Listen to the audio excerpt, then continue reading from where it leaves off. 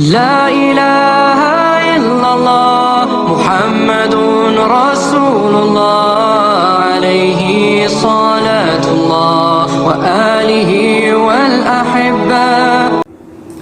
Assalamualaikum warahmatullahi wabarakatuh. Kisah muamalah dan faedahnya pada kesempatan ini kita akan mengisahkan ceritanya Salamah bin Al-Aqwa, seorang sahabat Nabi, mengenai kafalahnya Abu Qatadah. Beliau bercerita pada suatu ketika Rasul dan para sahabatnya ada di satu majelis. Mereka duduk-duduk di majelis itu, kemudian didatangkan kepada mereka jenazah yang pertama. Mereka yang bawa jenazah tadi minta kepada Rasul untuk menyolati jenazah ini. Wahai Rasul, solatilah jenazah ini. Kemudian Rasul bertanya kepada mereka, apakah dia punya tanggungan hutang? Maka mereka pun menjawab, tidak wahai Rasulullah. Ya, Rasul bertanya kembali kepada mereka, apakah dia punya harta yang tersisa? Mereka menjawab, tidak wahai Rasulullah. Akhirnya dengan jawaban itu, ya, Rasul menyolati jenazah tersebut, ya, dengan para sahabat yang lain. Kemudian selesai jenazah yang pertama, didatangkan kembali jenazah yang kedua, dan mereka pun yang bawa jenazah tadi mohon kepada Rasul untuk menyolati jenazah yang kedua ini. Wahai Rasul, solatilah jenazah ini. Kemudian Rasul bertanya kembali pertanyaan yang sama seperti jenazah yang pertama, apakah dia punya tanggungan hutang? Mereka menjawab, ya wahai Rasulullah. Kemudian Rasul bertanya kembali, apakah dia punya harta yang tersisa? Mereka menjawab, ya wahai Rasul, dia punya harta 3 dinar. Maka Rasul dan para sahabat menyolati jenazah yang kedua, sama seperti Rasul dan para sahabat menyolati jenazah yang pertama. Dan selesai jenazah yang kedua, didatangkan kembali jenazah yang ketiga. Dan mereka yang bawa jenazah tadi kembali memohon kepada Rasul untuk menyolati jenazah yang ketiga ini. Mereka berkata, wahai Rasul, solatilah jenazah ini. Kemudian Rasul bertanya kembali, apakah dia punya tanggungan hutang? Mereka menjawab, iya wahai Rasulullah. Dan Rasul bertanya kembali, apakah dia punya harta yang tersisa? Mereka menjawab, tidak wahai Rasulullah. Akhirnya dengan jawaban tadi, ya, Rasul tidak mau menyolati jenazah tersebut. Dan Rasul mengatakan kepada para sahabatnya, solatilah jenazah saudara kalian ini. Nah, kemudian salah satu yang hadir di majelis itu, yaitu Abu Qatadah, ini berkata kepada Rasulullah, wahai Rasul, solatilah jenazah ini, saya akan menjamin hutangnya. Kemudian dengan jaminan dari Abu Qatadah itu, Rasul baru mau menyolati jenazah yang ketiga ini. Dan Rasul bersama-sama dengan para sahabat, ya, menyolati jenazah yang ketiga ini. Ada beberapa pelajaran atau faidah yang bisa kita ambil, ya, dari kisah yang sudah kita sampaikan tadi. Yang pertama adalah bahwa hutang piutang itu dibawa sampai, ya, orang yang berhutang itu meninggal. Bahkan dalam cerita tadi, Rasul nggak mau menyolati jenazah yang masih ada hutang dan tidak punya harta yang tersisa.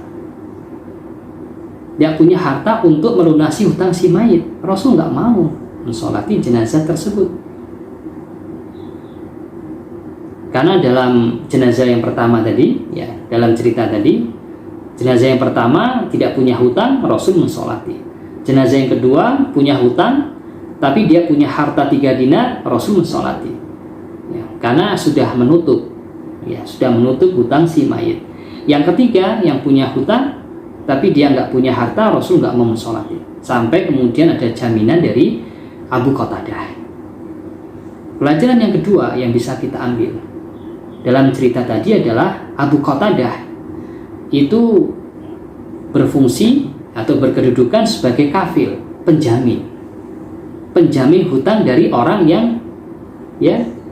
yang dijamin, yaitu si mayit tadi. Si mayit orang yang dijamin. Yaitu makful anhu. Untuk membayar hutangnya makful anhu kepada orang yang diberikan jaminan. Orang yang diberikan jaminan itu diistilahkan dengan makful lahu. Nah, ini rukun ya, rukun di dalam akad kafalah itu ada penjamin, ada orang yang dijamin ya, yaitu si mayit tadi yang meninggal dunia ya dengan meninggalkan hutang, dan ada orang yang berpiutang, orang yang nanti akan diberikan jaminan. Dalam kasus tadi orang yang akan diberikan jaminan oleh Abu Qatadah. Kemudian yang ketiga yang bisa kita ambil adalah bahwa dalam akad kafalah ini harus jelas. Akad kafalah itu harus jelas. Berapa jumlah yang dijaminkan, atau berapa objeknya, atau makful bihnya berapa, hutang uangnya nilainya berapa, hutang barangnya nilainya berapa. Dalam kasus tadi ya, hutang uangnya nilainya 3 dinar. 3 dinar diketahui ya, dan bisa ditentukan sehingga pihak yang penjamin bisa ya membayarkan kepada orang yang diberi jaminan. Nilainya 3 dinar kalau dalam cerita tadi. Kalau 1 dinarnya 4,25 gram ya, maka 3 dinar 12,75 gram. Atau kalau dirupiahkan nilainya sekitar 12.750.000. Itu dilunasi oleh si penjamin, yaitu Abu Qatadah. Abu Qatadah membayar ya, karena menjamin hutangnya ya, 12.750.000 sekitar, nilainya sekitar segitu kalau dalam rupiah. Kemudian faedah yang keempat, akad kafalah itu bukan akad utama. Jadi akad utamanya adalah akad hutang piutang. Jadi akad hutang piutang itu ya, kita harus melihat ya pada kaidah kullu qardin jaro manfaatan fahuwa riba. Ya, setiap akad pinjaman yang di situ mendatangkan ada manfaat atau ada keuntungan yang diterima oleh pemberi pinjaman, itu ada riba yang diharamkan. Ya, sehingga karena akad kafalah itu adalah akad pengikut ya dari akad pinjam meminjam, maka dalam akad kafalah itu ya harus mengikuti akad utamanya. Kalau akad utamanya adalah akad yang sifatnya tabaruk ya, murni untuk sosial, murni untuk kebaikan, maka dalam akad kafalah pun tidak boleh ada unsur keuntungan yang diterima oleh si penjamin ya. Kemudian faedah yang terakhir yang kita bisa sampaikan adalah bahwa di dalam akad kafalah itu ya murni adalah tujuannya untuk menolong saudara kita. Sebagaimana sebuah ayat Allah berfirman, wa ta'awanu 'alal birri wat taqwa wa la ta'awanu 'alal itsmi wal udwan, yang artinya saling tolong menolong kalian dalam hal kebaikan dan takwa, tapi jangan saling tolong menolong dalam hal dosa dan pelanggaran. Dan akad kafalah itu adalah bagian dari akad sosial, akad tabaruk yang tujuannya untuk menolong saudara kita yang sedang mengalami kesulitan. Demikian faedahnya yang bisa kita sampaikan, semoga bermanfaat. Assalamualaikum warahmatullahi wabarakatuh.